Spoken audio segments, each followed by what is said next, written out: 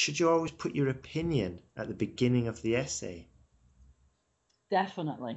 The reason I say that, and I would, for example, I'd write my couple of sentences of introduction and make my last sentence my opinion in the introduction.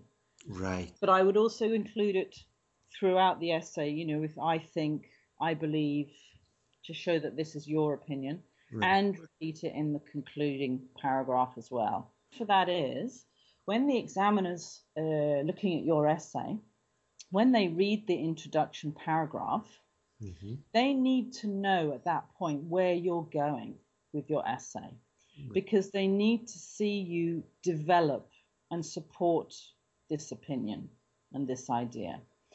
And it just makes it so much clearer, basically. Yes. If you don't, then the examiner actually has to work a bit harder to work out what your opinion is as they read the essay, and may even have to go back again and say, well, I can't find, the opinion's not clear.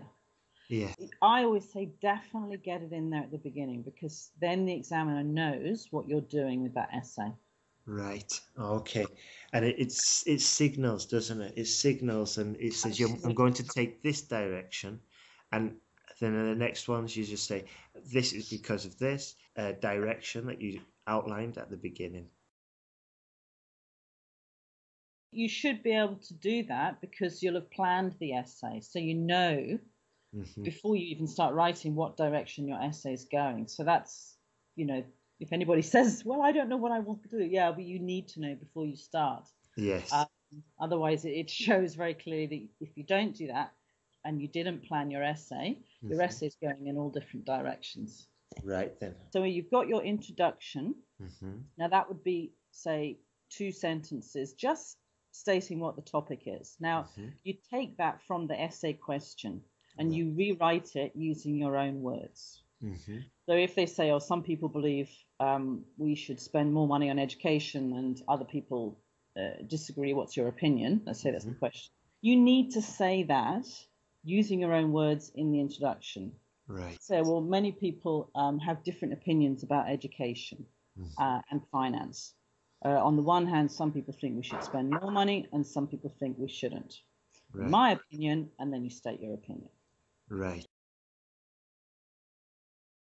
Now, when you get into the main part of the essay, the structure for a paragraph, the process, as my little systems again, you should have your first sentence, which clearly states your main idea. Now, this could be, from that particular example, many people believe we should spend more money on education in society.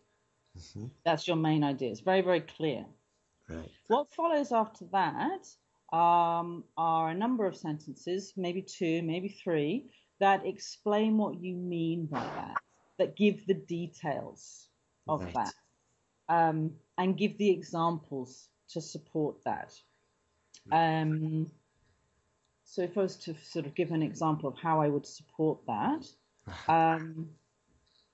you would say something like, yes, if we put more finance into our education, then the students that leave school will be better educated, and these students will be able to go on to university and get better qualifications and find better jobs in the future. I mean, these are just ideas on the top of my head. Yes. But you've got a main idea, and then you've got a couple of sentences that explain the details of that main idea. Right. Okay. And that is a paragraph. Right. Okay. Right then. For the conclusion, how would you write a conclusion? Have you got any help for that? Yeah. So when you've done your, 1 or 2 main paragraphs, so you're giving different sides to the story, and you're giving at least one of those paragraphs has your opinion in it, then it makes the conclusion very easy to write, because if you stated your main idea at the beginning of the paragraph, all you have to do is to take that main idea from the one paragraph and the main idea from the other paragraph and say it again in the conclusion. But obviously you want to use different words. Right. Okay. The conclusion should be your main ideas stated again and your opinion. Right. All right. Okay.